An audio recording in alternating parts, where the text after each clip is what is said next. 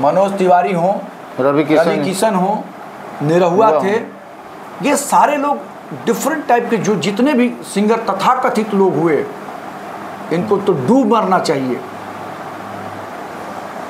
कि जिस सरकार में चुनाव जीत के जाते हैं, जिस पार्टी से चुनाव जीत के जाते हैं, उस पार्टी में रह कर भी भोजपुरी को यदि 8वीं अनुसूची में दर्ज नहीं कराते हैं तो आपके जैसा घृणित आदमी कोई नहीं हो सकता और आपको स्वतः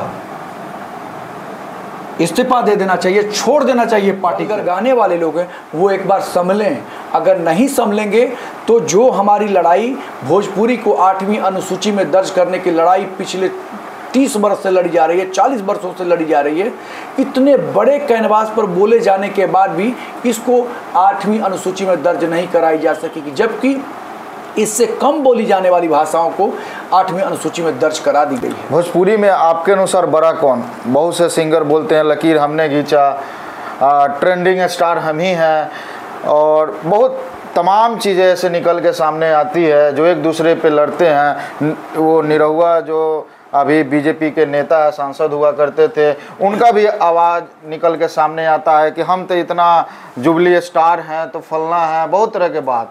लेकिन ओरिजिनल लकीर कौन खींचा भोजपुरी में? एक बात और इसमें जानने वाली है कि खुद से अगर कोई अपने को बड़ा कहे तो ये बड़प्पन नहीं होता है, बल्कि उनको अगर लोग कहें कि आप बहुत बड़े स्टार हो चुके हैं, ये बड़ी उपलब्धि है।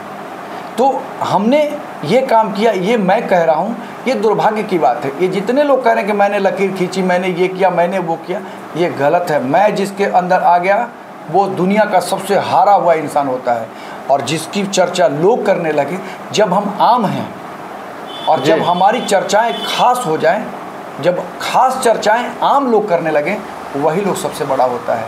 इसमें किसी के अगर कोई कह रहा है तो ये बड़ी बात नहीं है, कहने दीजिए उनको।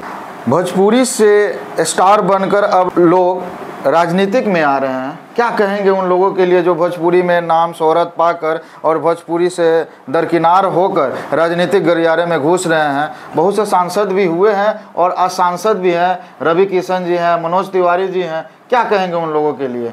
और ये लोग को रहते हुए भी आपने भी चर्चा किया है कि भोजपुरी को 8वें सूची में अभी तक नहीं दर्ज किया गया है, तो ये लोग क्या चीज़ें हैं जी? भोजपुरी के नई पीढ़ी के जो गायक आए जी, इन्होंने भोजपुरी को पूरी तरह से बर्बाद कर दिया। बर्बाद करने के पीछे ये वजह रही कि गायक भी वही रहेंगे, लेखक भी वही रहेंगे, हीरो भी वही रहेंगे, सांसद भी वही रहेंगे। एक आदमी के लिए एक चीज़ निर्धारित किया जाता है। कोई भी व्यक्ति अगर दुनिया में काम करे, अगर एक चीज़ के लिए काम करे तो वो सफल हो सकता है। एक आदमी सारे कामों को नहीं कर सकता है। तो या तो गायक रहिए तो फिल्म में हीरो मत बनिए, अगर हीरो हैं तो राजनीति में जाना है तो जाइए, वो अलग बात है, उम्र ढली तो आप राजनीति में जाइए, उससे मुझे कोई परहेज नहीं। लेकिन एक आदमी, बड़ी हास्यास्पद बात हो गई है। आप देखिए कि नए सिंगर जितने आए, 10 रुपये कमाए, भोजपुरी में गाना गाए, भोजपुरी लिखने भी लगे। बारे भाई, ये कैसे हो सकता है कि एक आदमी सारा काम कर ले? और उसके बाद फिल्म में हीरो बन गए, चेहरा चमकाने लगे, बस हो गया उनका काम। उनको ये बंद करना होगा, भोजपुरी को आगे ले जाना होगा तो, और भोजपुरी को कुछ सींचना है वो बेहतर से, तो ये काम बंद करना होगा, पहली बात।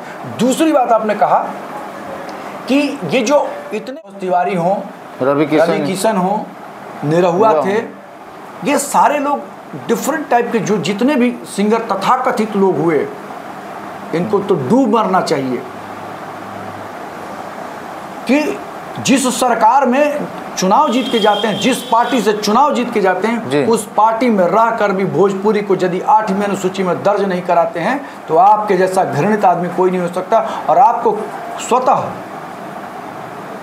इस्तीफा दे देना चाहिए, छोड़ देना चाहिए पार्टी को, छोड़ देना चाहिए अपने संसदीय को। लेकिन नहीं, उनको तो बस कुर्सी चाहिए, लालच चाहिए, बस उनको चाहिए। जनप्रतिनिधि का मूल तत्व वो नहीं जानते और अपने कार्य को नहीं जानते, इसीलिए ऐसा करते हैं वो लोग। क्या भोजपुरी में भी सेंसर बोर्ड होना चाहिए?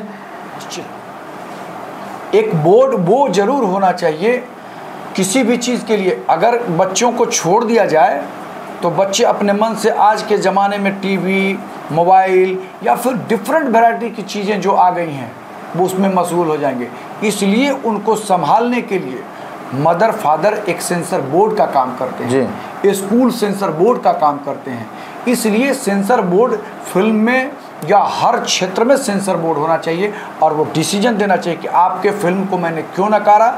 यहाँ तक कि गीतों पर भी सेंसर होनी चाहिए कि ये जो गीत गा रहे हैं, जो लिख रहे हैं इस तरह गीत, उनको उसी तरह प्रतिबंधित कर देना चाहिए कि आगे आप गीत नहीं लिख पाएंगे 5 साल तक। देखिए कल को कितनी बड़ी सुधार होती है।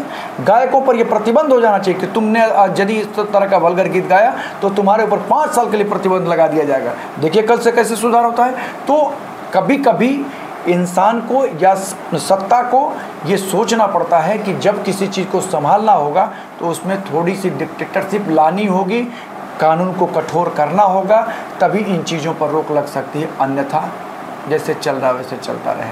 बहुत बहुत धन्यवाद सर, आप जुड़े टाइम दिए उसके लिए तहे दिल से आपका धन्यवाद।